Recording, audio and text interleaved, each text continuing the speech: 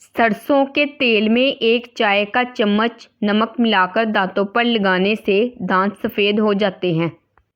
दही जमाने से क़बल दूध को उबाल लें और इसमें 2 सब्ज़ मिर्च डाल दें। इससे दही जल्द और सख्त जमेगा। रात को सोने से क़बल 3 चम्मच खाने का सोडा पानी भरे टब में डाल दें और सुबह इस पानी से बाथरूम धो लें। बाथरूम चमक उठेगा और बदबू भी जाती रहेगी।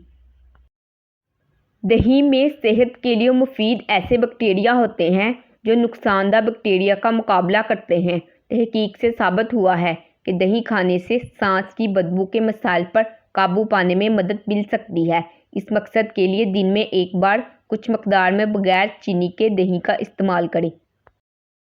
दूध को भी सांस की बदबू से निजात का अच्छा ज़रिया माना जाता है।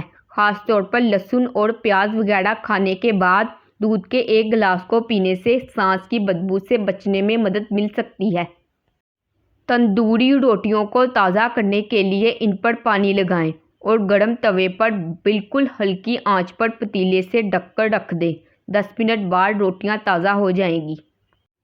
पुदीने के पत्ते चबाने से भी सांस की बदबू से निजात पाना आसान होता है। बैंगन काटकर कुछ देर के लिए रख दें तो इनकी रंगत स्याह पड़ जाती है। अगर इन्हें काटने के बाद नमक मिले पानी में भिगो दिया जाए तो रंगत तब्दील नहीं होगी।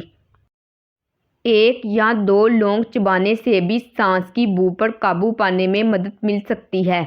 इसकी जरासीम कश खसूसियात मुंह में मौजूद बैक्टीरिया का मुकाबला करती हैं।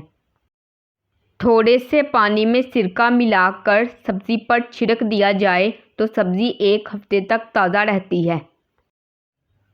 एक तहकीक में दरियाफ्त किया गया कि सेब खाने से लहसुन या प्याज खाने के बाद सांस में पैदा होने वाली बू की रोकथाम में मदद मिलती है।